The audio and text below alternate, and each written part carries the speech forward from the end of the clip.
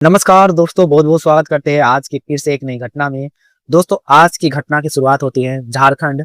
झारखंड का एक जिला लगता है बोकारो। बोकारो का रहने वाला योगी मिश्रा का मात्र एक ही बेटी रहता है, जो काफी इकलौती और काफी लाडली बेटी उसका रहता है। योगी मिश्रा अपने बेटी से काफी प्यार करता था। और दूसरी ओर उसकी पत्नी बिंदु देवी, जो घर घर जाकर दाई का काम करती थी। योगी मिश्रा गांव में घूम घूम कर वो हवाई मिठाई को वो बेचने का काम करते थे। वो गाँव-गाँव घूमकर सारा दिन वो घूमता और दिन भर में वो 5 से 600 रुपए वो कमा लेता था। उनका दिनचर्या कुछ इस तरह से चलता रहता था। लेकिन भगवान का ऐसा करिश्मा था, उनके घर में एक नई खुशी आने वाली थी। उनकी खुशियाँ इस तरह से दुःख में बदल जाए, योगी मिश्रा ने कभी सपने में भी नहीं सोचा था। दरअसल दोस्तों, उसके बेटी के साथ ऐसा हादसा हो जाता है, जो वाक़ई में दोस्तों हैरान कर देने वाली और झकझोर देने वाली आज की घटना है। तो घटना में आगे बढ़ने से पहले वीडियो को अभी तक लाइक नहीं किए तो वीडियो को लाइक करके चैनल को सब्सक्राइब जरूर करें और कमेंट बॉक्स में ये भी बताएं कि वीडियो आप लोग कहाँ से देख रहे हैं। और इस वीडियो को पूरा अंत तक जरूर बने रहें। आखिरकार क्या है इसके पीछे की घटना, आखिरकार उसकी बेटी के साथ ऐसा क्या हुआ, कैसे एक प्रेमी उसकी बेटी को अपने जाल में फंसाकर उनके साथ जबरन ऐसा हसर करते हैं। वाकई में दोस्तों आज की हैरान कर देने वाली और झकझोर देने वाली घटना है। दरअसल दोस्तों, सुबह का डेली 6 बजे योगी मिश्रा काफी मेहनती और काफी अच्छा इंसान था। भले ही वो 2 रोटी कम खाए, लेकिन अपने बच्चों को कभी भी भूखा रहने नहीं देता था। क्योंकि उसका भगवान का काफ़ी मन्नत से उनका मत एक ही संतान जन्म होता है, जिसका नाम नंदिनी रहता है। नंदिनी की उम्र लगभग 17 से 16 वर्ष के बीच में रहती है। नंदिनी 16 से 17 वर्ष के बीच में रहती है, तभी उसकी माँ दुनिया की छोड़कर चली जाती है। किसी आकस्मिक बीमारी के कारण उनकी माँ की मौत हो जाती है और इस तरह से नंदिनी के घर में, योगी मिश्रा घर में एक नई खुशियाँ एक तरह से अंधेरा में छा जाता है। सब कुछ अच्छा खासा चल रहा होता है। कुछ साल गुजर जाने के बाद योगी मिश्रा अपनी बेटी के लिए पूरी हद तक गिर जाता है। वो दिन रात मेहनत करके, मजदूरी करके पैसा कमाता है। किसी भी चीज में उसकी बेटी नंदिनी को कमी होने नहीं देता था। उस पिता को सपना था कि मेरी बेटी आगे चलकर एक बड़ा सा इंसान, एक बड़ा सा अधिकारी बने। लेकिन वही पिता का सपना आगे इस तरह से मिट्टी में मिल जाए, वाकई में दोस्तों सोचने वाली और हैरान कर देने वाली थी। दरअसल दोस्तों, नंदिनी डेली स्कूल में पढ़ने जाया करती थी और उसके पिता के पास इतना ज्यादा पैसा नहीं होने की वजह से वो अच्छे से स्कूल में पढ़ा सके, इसलिए वो एक निजी सी स्कूल में पढ़ाती है। नंदिनी काफी पढ़ने में तेज और तड़ाक लड़की थी और काफी मेहनती थी। उसके पिता दिन रात पैसे कमाता था, मजदूरी करता था, जिससे नंदिनी को काफी मोटिवेशन मिलती थी।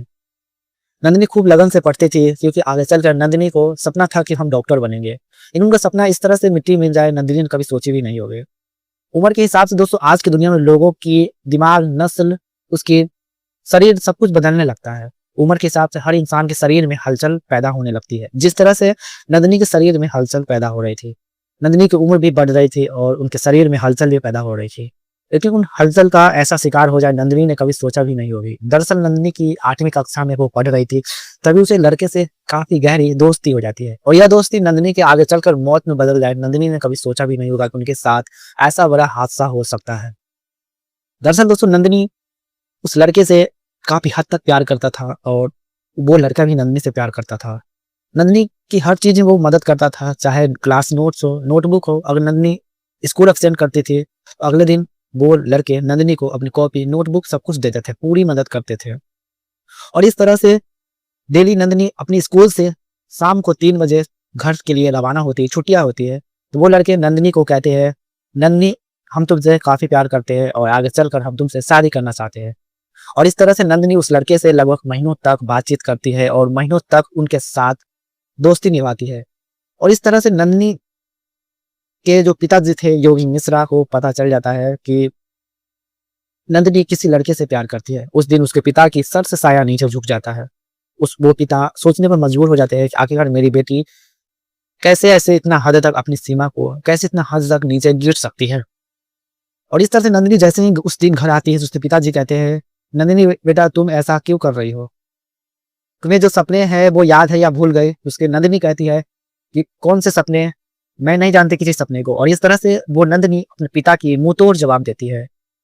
एक कहावत दोस्तों आपने सुनी होगी कि बड़ों को आदर करना।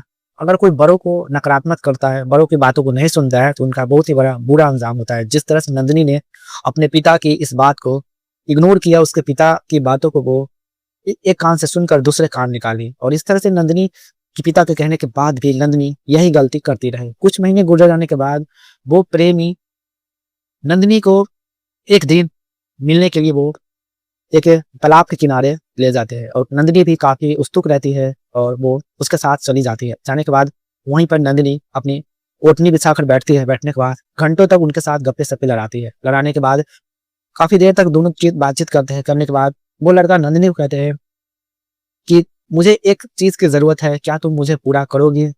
अगर तुम मुझसे प्यार करती हो या नहीं। नंदिनी प्यार में अंधी हो चुकी थी और वो उस लड़के को कहते हैं तुम्हारे लिए मैंने जान देने के लिए तैयार हूँ, कुछ भी कर सकती हूँ। और इस तरह से वो लड़के नंदिनी को कहते हैं कि मेरी जरूरत की चीज है, क्या तुम मुझे पूरी करोगी? नंदिनी तैयार हो जाती है और वो लड़के नंदिनी के साथ ऐसा हसर करते हैं जिसे नंदिनी कभी सपनों में भी नहीं सोची थी। नंदिनी जैसे सुनती है तो वो नंदिनी को गुस्सा आ जाता है। कहता है कि हम ये काम बिल्कुल भी नहीं कर सकते, तुम्हारी हिम्मत कैसे हुई ये सब बातें बोलने की? नंदिनी को ये सब बिल्कुल पसंद नहीं था, लेकिन वो लड़के हवस के भूत उसका सवार था और नंदिनी को जबरन वो लड़का उनके साथ अपनी जरूरत की चीज को पूरा करता है। उसके बाद नंदिनी के साथ कुछ इस तरह से करता है जिससे नंदिनी की पूरी हालत खराब हो जाती है। हालत खराब हो जाने के बाद वो लड़के नंदिनी को चेतावनी देती है अगर ये किसी को बात बताओगे तो हम तुम्हें नहीं छोड़ेंगे। नंदिनी कहती है कि तुमने जो मेरे साथ किया है यह बात मेरे पिताजी को हम तो हरगिज बताएंगे और पिताजी तुम्हारे सलाखों के पीछे भेज देंगे।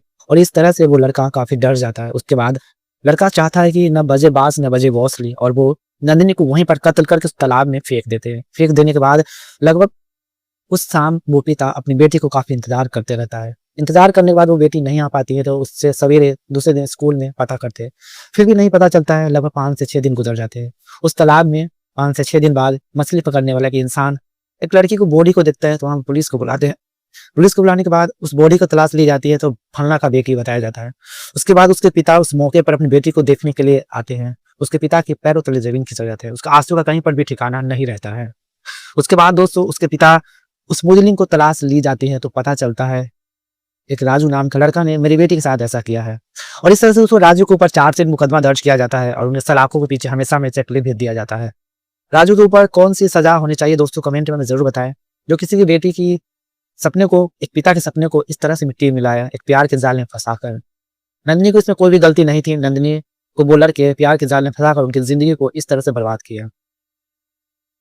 तो दोस्तों आज की घटना काफी हैरान कर देने वाली और झकझोर देने वाली थी। और आज की कहानी से यही सीख मिलती है कि इंसान को किसी की बातों पर इतनी जल्दी विश्वास नहीं करना चाहिए और उसके बातों पर इतना, उसके रास्ते पर इतना जल्दी नहीं चलना चाहिए, क्योंकि उस इंसान के ऊपर नंदिनी ने तुरंत उसे हावी हो गए और ये नहीं पता किया कि वो लड़का अंदर से कैसा है, उनके कण कण में क्या बसा है।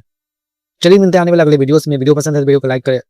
इस कहानी से किसी को ठेस पहुंचाने का कोई उम्मीद नहीं था, बस आप सबको जागरूक करना था कि आखिरकार आज की दुनिया में लोग अपनी जरूरत के लिए कितना हद तक अपनी सीमा को पार कर देते हैं। तो तब तक के लिए मिलते हैं आने वाले कोई अगली घटना में। तब तक के लिए नमस्कार, जय